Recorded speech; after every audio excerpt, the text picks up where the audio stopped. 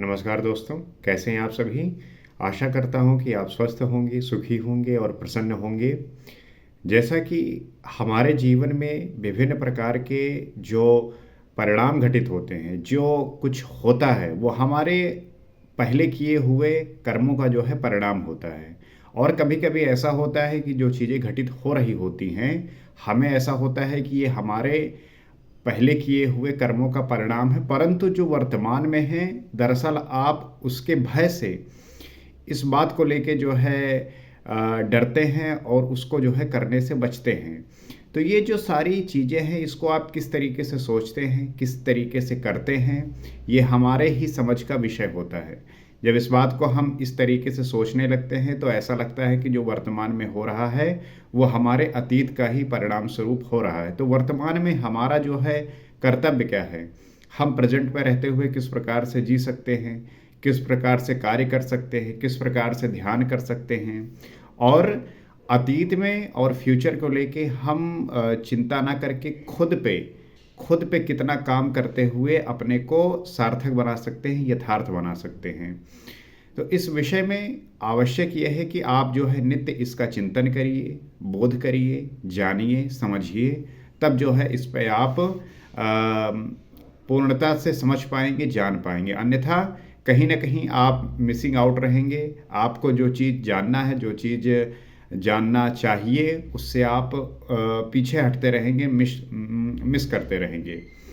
तो आइए श्रीमद् भागवत गीता में उसी प्रकार की चीज़ों को समझने का प्रयास करते हैं जो हमारे उसको प्राप्त करने में सहायक हो, आवश्यक हो और उसके लिए हम अपनी सार्थकता को साबित कर सकें।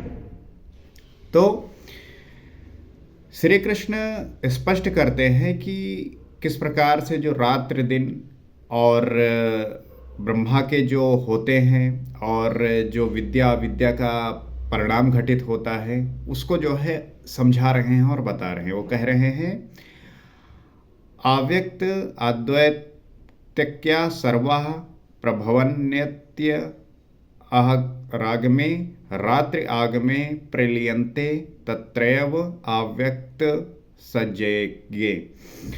कहते हैं ब्रह्मा के दिन के प्रवेश काल में अर्थात विद्या, कौन सी विद्या? वो जो दैवी संपद है कि प्रवेश काल में संपूर्ण प्राणी अव्यक्त बुद्धि में जागृत हो जाते हैं और रात्रि के प्रवेश काल में उसी अव्यक्त अदृश्य बुद्धि में जागृत की सूक्ष्म तत्व अचेत हो जाते हैं। तो समझिए इसको कि जब ब्रह्मा के दिन के प्रवेश काल में अर्थात जब दैवी संपत्ति होता है, जब विद्या का समय है, तो उसके प्रवेश काल में जो संपूर्ण प्राणी है अव्यक्त बुद्धि में जागृत हो जाता है। तो उस अवस्था में उसका जागरण होता है, वो जागृत होता है, वो चीज़ों को समझने लगता है, जानने लगता है, पहचानने लगता है और रात्रि के प्रवेश काल में उस अव्यक्त अदृश्य बुद्धि में जागृत के सूक्ष्म तत्व अचेत हो जाते हैं।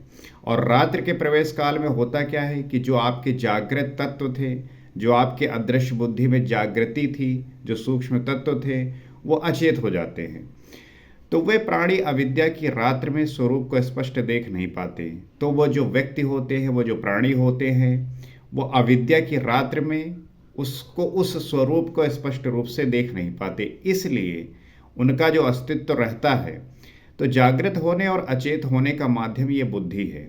आप जाग कैसे सकते हैं और अचेत कैसे हो सकते हैं, ये इसका माध्यम आपकी सिर्फ बुद्धि है। अगर आपने बुद्धि को साध लिया, तो जो सब में अव्यक्त रहती है, दृष्टिगोचर नहीं है। अगर अपने बुद्धि को साध लिया, तो जो है पूरा गेम बदल सकता है। हमारे परिवर्तन के, हमारे उत्कृष्ट होने के, हमारे हाई लेवल पे जाने के, हमारे अच्छे बनने के, हमारे स्वभाव में सकारात्मक बिहेवियर आने के, जो भी होगा ये आपके बुद्धि के परिणाम स्वरूप ही होगा। तो आप अपने बुद्धि पर जो है काम करिए। और ये आएगा कैसे? जब आपकी बुद्धि आपके मन पर लगाम लगाएगी, आपकी बुद्धि आपके मन को कंट्रोल करेगी। क्योंकि मन जो है हमारी बुद्धि का नाश करता है। हमारा मन कहाँ से ये चीज़ें क्रिएट करता है? हमारी कामनाओं से, कि हमें ये भी मिल जाए, हमें वो भी मिल जाए। अब आप देखिए आज के समय में जो रिश्ता हो गया है वो एक तरीके से खिलवाड़ सा हो रहा है। खिलवाड़ का मतलब ये है कि अगर आप किसी के साथ हैं, किसी के संबंध में हैं, किसी के साथ रिश्ते में हैं, तो लोग जो है उस रिश्ते में न रहकर अलग-अलग तरीके के रिश्ते जो है बनाते हैं, अलग-अलग तरीके के रिलेशनशिप में रहते हैं। तो अगर आप उसको धोखा दे रहे हैं, उसमें ट्रस्ट नहीं है, भरोसा नहीं है, लॉयल नहीं है, तो उसका कारण यही है कि जो आपकी कामनाएँ हैं, वो किसी एक के लिए सीमित नहीं है और कामनाएँ ऐसी हैं कि फिर वो किसी के लिए भी सीमित नहीं होंगी। तो कामनाएँ ही जो है उस व्यक्ति को उसके जो उसमें आपकी जो एक होने का खुद का, उससे जो है भटकाती है। इसीलिए जो है आपके जो रिश्ते हैं, आपका जो ट्रस्ट है वो टूटता है और जो है बिखराव उत्पन्न होता है। तो इसका कोई कारण नहीं है, उसका बस कारण यही है कि कामनाएँ, कि जैसे आप किसी के साथ हैं, बहुत अच्छा है, सब कुछ बढ़िया है, लेकिन आपकी कामना ये जागी कि मुझे इससे और अच्छा हो जाए, इससे और बेहतर हो जाए, किसी भी मामले में, तो इससे जो है चीज़ें गड़बड़ होने लगती हैं। तो जो आपके सारे परेशानियों की जड़ बनती हैं, वो आपकी कामनाएँ बनती हैं, आपकी डिज़ायर बनते हैं। तो जब तक आप अपने डिज़ायर को कंट्रोल में नहीं करेंगे, नियंत्रण में नहीं करेंगे, वो आपको परेशानी कहीं न कहीं ज़रूर प्रकट करेगी। तो भूतग्रामा सा एवायं भूत्वा भूत्वा प्रलीयते रात्रि आगमे अवशः पार्थ प्रभवत्य रागमे। हे पार्थ, श्री कृष्ण कह रहे हैं, समझा रहे हैं अर्जुन को कि सब प्राणी इस प्रकार जागृत होकर प्रकृति से विवश होकर अविद्या रूपी रात्रि के आने पर अचेत हो जाते हैं। तो अर्जुन को यही समझा रहे हैं कि सारे प्राणी इस प्रकार जागृत होकर प्रकृति से विवश हैं। इस जागरण में हर व्यक्ति, अगर आप जब देखते हैं तो जो पूरा आप दुनिया देखते हैं सब जागा हुआ दिखता है, परंतु प्रकृति के विवश होकर अविद्या रूपी रात्रि में आके अचेत हो जाते हैं। तो प्रकृति के अगर आप संपर्क में हैं, प्रकृति का मतलब कि माया, और माया जो है आपको इसमें लिप्त रखती है, इन्हीं सारी कामनाओं को। आपने जो है एक गाड़ी खरीदी, अब वो गाड़ी जो है आपके लिए थोड़े दिन बाद पुरानी लगने लगती है, आपको नहीं चाहिए। आप उसकी कामना के लिए जो है उसकी पूर्ति के लिए अलग अलग तरीके के प्रयोजन करने लगते हैं। तो वही कामना जो है आपके मार्ग में अवरोध उत्पन्न करती हैं ईश्वर को प्राप्त करने में। वो कामनाएं ही आपको जो है डिस्ट्रैक्ट करती हैं, परेशान करती हैं। तो आजकल तो लोग उस ध्यान को, उस उत्कृष्ट अवस्था को प्राप्त करने का तो सोच ही नहीं रहे हैं। वो तो बेसिक स्तर का जो है, जो पशु तल है, वहीं पे जो है उस बात को लेके चल रहे हैं और उन्हें लगता है कि वहाँ पे उनको शांति मिल जाएगी, सुकून मिल जाएगा। तो ऐसा नहीं होने वाला। वे नहीं देख पाते कि उनका लक्ष्य क्या है। हर एक व्यक्ति जो है उसको लगता है कि मुझे ये प्राप्त करना है, लेकिन उसका जो वाकई वास्तविक गोल है, उसका जो वास्तविक समझ है, वो कहाँ तक लेके जाता है। क्योंकि यहाँ पे होता क्या है कि हर एक व्यक्ति के अंदर वो बेचैनी विद्यमान है और वो बेचैनी का कारण प्रमुख ये बनता है कि हमारी जो इम्पोर्टेंस है वो समझता कोई नहीं है। जैसे हर एक व्यक्ति के अंदर ये क्षमता है कि वो ईश्वर को प्राप्त कर सकता है, लेकिन वो ईश्वर बन सकता है। लेकिन जब उससे बात करो तो वो कहेंगे अरे भैया जे बना है वो ईश्वर का ही अवतार है। लेकिन अब वो अपने आप को इतना अंडर एस्टिमेट करते हैं, वो अपने आप को इतना इम्पोर्टेंस देते ही नहीं कि वो भी वो चीज़ कर सकते हैं, वो भी प्राप्त कर सकते हैं। और इसलिए हर एक व्यक्ति का ये ध्येय होना चाहिए, उद्देश्य होना चाहिए कि हर एक व्यक्ति को वो इम्पोर्टेंस दे, वो भाव दे, वो प्रोत्साहन दे कि आप भी जो है ये चीज़ कर सकते हैं, आप भी जो है ये काम कर सकते हैं। अगर कोई व्यक्ति किया है तो आप क्यों नहीं कर सकते, आप भी कर सकते हैं। तो उसका लक्ष्य क्या है, इस बात से अलग होते हैं, भिन्न होते हैं। लक्ष्य उन्हें पता होता है, कहीं उनके उनके अंतर्दृष्टि में वो बना होता है, लेकिन उसको एग्जीक्यूट करने में, उसको पाने में जो एक उनके अंदर आत्मविश्वास होना चाहिए, वो गायब हो जाता है, वो ख़त्म हो जाता है। तो और आत्मविश्वास आता है आपके जो है परिश्रम से, आपके मेहनत से, आपकी शक्ति से।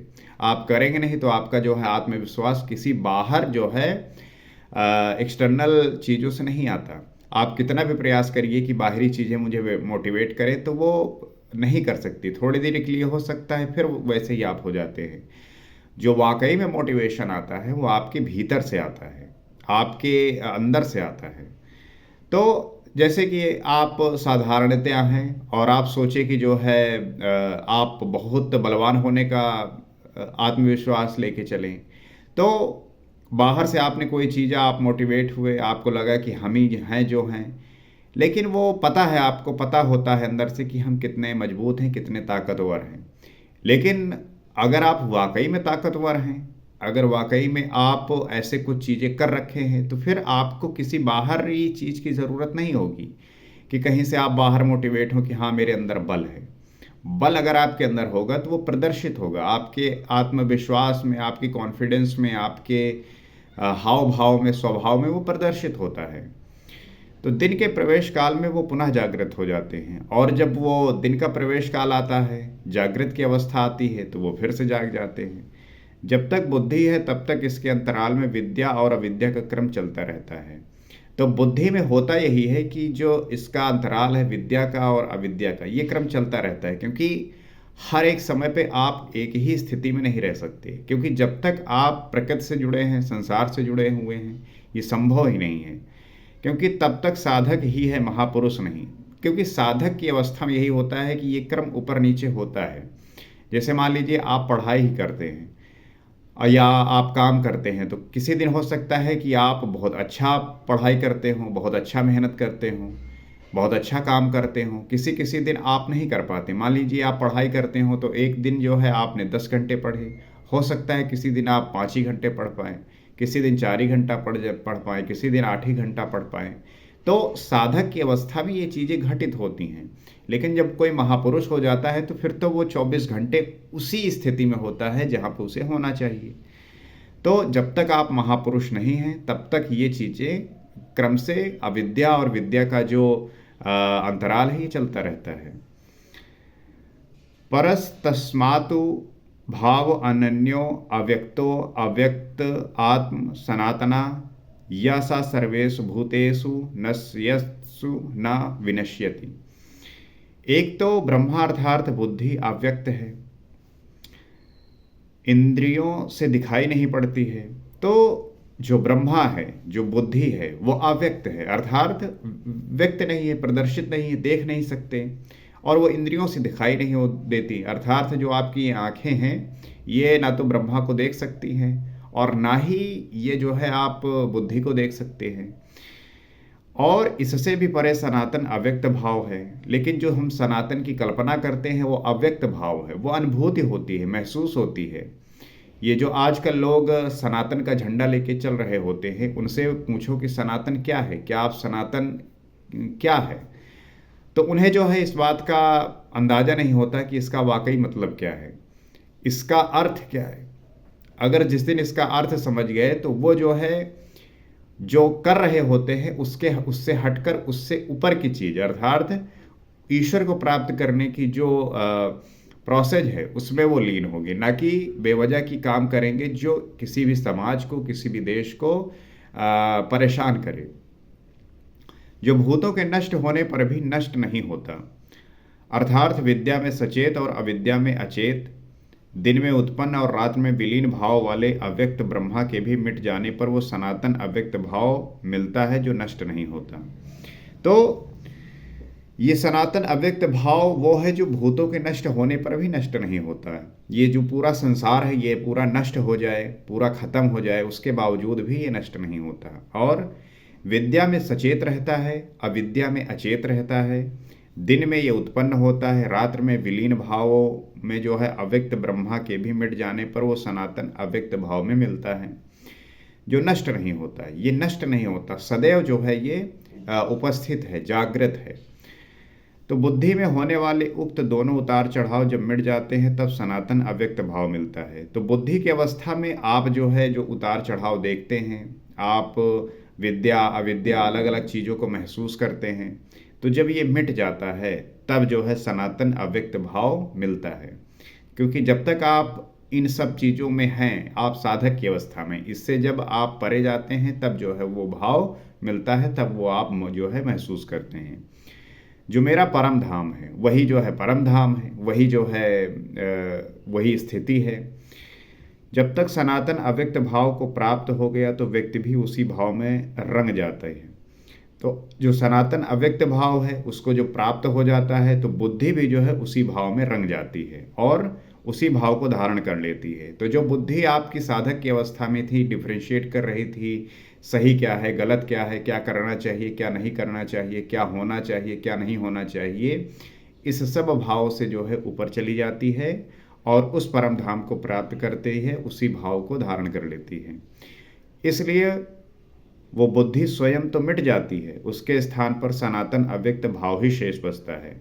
तो उस स्थिति में जो आपकी बुद्धि है वो तो समाप्त हो जाती है, मिट जाती है। उसके स्थान पर जो सनातन अव्यक्त भाव है अर्थात ईश्वरी जो स्थिति है उसमें आप विद्यमान हो जाते हैं। वो आप महसूस करने लगते हैं, वो आप व्यक्त करते हैं, वो आपके स्वभाव में, आपके व्यवहार में, आपके वाणी में वही प्रकट होता है।